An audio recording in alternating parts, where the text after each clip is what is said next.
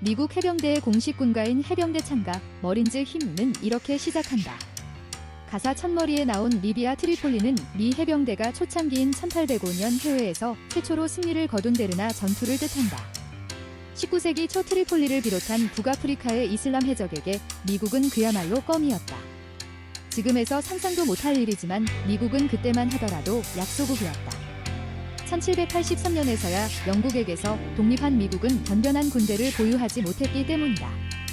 그래서 이슬람 해적은 성조기를 단 3선만을 노렸다. 미국은 이슬람 해적에게 미국 상선을 약탈하지 말아달라며 매년 엄청난 액수의 곡물까지 바쳤다. 토머스 제퍼슨이 1801년 대통령에 취임하자 트리폴리의 해적은 더 많은 곡물을 요구했다. 제퍼슨은 곡물을 지불하는 것은 더 빈번한 습격을 조장한다고 말했다. 그리곤 없는 살림의 북아프리카 원정대를 꾸려 전쟁을 벌였다.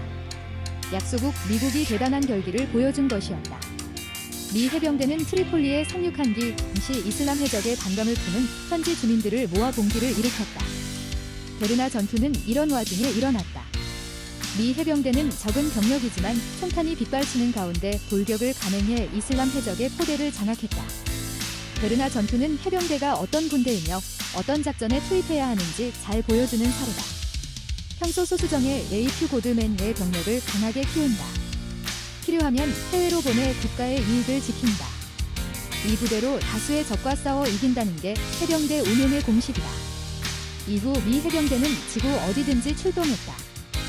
세계 곳곳의 미국 대사관도 미 해병대가 지킨다. 미 대통령이 타는 헬기는 해병 1호기 머린원이다. 전 세계 50여 개 국가의 해병대 가운데 최강인 미 해병대가 인정하는 해병대가 있다. 대한민국 해병대다. 양국 해병대의 끈끈한 관계는 DNA를 공유하는 형제 사이라고도 불린다. 병력 28,500명의 한국 해병대는 지구상에서 미 해병대 17만에 다음간다고 평가받는다. 동북아시아에선 견줄 상대가 없다. 아니 없었다가 옳은 표현이다. 일본과 중국이 무섭게 해병대를 키우는 최근 상황을 고려하면 말이다. 이제 한중 일 해병대 삼국지가 펼쳐지고 있다. 전차와 포 줄여가면서까지 해병대 키운 일본. 일본의 평화헌법은 공격용 무기와 선제 공격 개념의 전투부대를 금지하고 있다. 그런 일본에서 해병대는 헌법 위반이다. 그래서 일본은 꼼수를 썼다. 올해 3월 육상자위대 아래 수륙기동단을 창설한 것이다. 하지만 다른 나라에선 수륙기동단을 일본의 해병대라 부른다. 눈 가리고 아웅이다.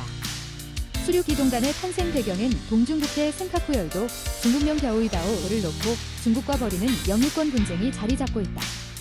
2012년 센카쿠열도 분쟁이 거세지면서 일본이 선탈환의 능력을 가진 부대가 필요하다고 판단했다. 주 일본 한국 대사관의 국방무관을 지낸 권태환 국방대 교수는 이와타 기요후미 안전청문 전 육상자위대 막무자 한국의 육군참모총장에 해당 2013에서 2016년 전차와 포의 수를 줄이면서까지 만든 게 수륙기동단 위라며 그만큼 금사라기 전력이면서 전략적 함의가 큰 부대라고 설명했다. 수륙기동단은 3개 상륙돌격연대, 대대급, 1개 수송대대, 1개 포병대대, 1개 지원부대로 구성됐다. 2020년까지 여단급 3,200명으로 병력이 늘어난다. 수륙기동단의 주요 장비로 AAV-7 상륙돌격 장갑차, 상장차를 52대를 갖춘다. 이 상장차는 한국 해병대도 AAV-7라는 제식명으로 200여 대를 보유하고 있다. 또 중형 헬기 CH-47J 3대와 틸트로터, 수송기 MV-22 오스프링 16대를 운용할 계획이다. 특히 MV-22가 주목할 만한 전력이다. 틸트로터는 헬기와 고정익기, 일반 항공기의 장점을 섞은 항공기다. 헬기처럼 좁은 공간에서 오르내릴 수 있고 고정익기와 같이 빠른 속도로 먼 거리를 날 수 있다. MV-22는 24명을 태우며 시속 565km, 최고속도의 속도로 1627km 최대 비행거리까지 날 수 있다. 수륙기동단이 MV-22 16대를 보유한 2020년이면 최대 408명의 병력을 동부가 어느 곳이라도 투입할 수 있다. 그것도 눈 깜짝할 사이의 말이다.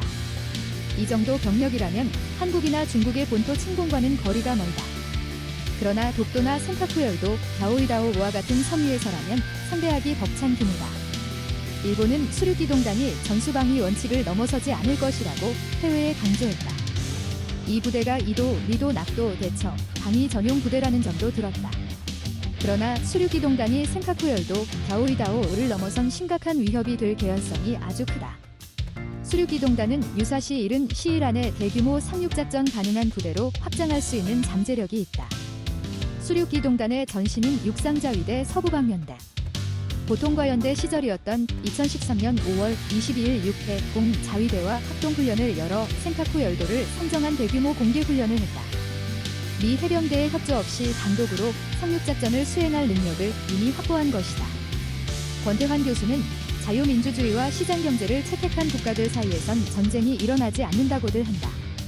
그러나 최근 한일 관계가 악화하면서 일본은 잠재적 위협에서 현실적 위협으로 부상할 가능성이 있다고 지적했다. 그는 일본은 이미 군사대국 B라며 평화헌법을 개정하고 방위비, 국방예산가 국내 총생산 GDP 1%의 벽을 넘는다면 호전적이고 팽창지향적인 대외 정책을 내세울 수 있다고 우려했다. 그때 수륙기동단이 선봉에 설 것은 분명하다. 거의 모든 게 베일에 가려진 중국 해병대 중국인민해방군의 해병대는 해군 육전대다. 그런데 해군 육전대에 대한 정보가 많지 않다. 현재 해군 육전대 병력이 몇 명인지도 비밀이다. 부대 위치와 임무, 장비 등 거의 모든 게 외부로 알려지지 않다. 추정은 가능하다. 중국 군사 전문가인 김태호 한림국제학대학원 교수는 해군 육전대가 10만 명으로 늘어난다는 보도가 있었는데 현재 병력 규모는 3, 4개 여단 3만에서 1만 명 정도로 추정된다고 말했다. 각 여단은 1개 기갑연대, 3개 기계화부병대대, 1개 부병대대, 1개 특수작전대대, 해병대대, 기술화학대대, 통신전자전대대가 들어있다고 한다.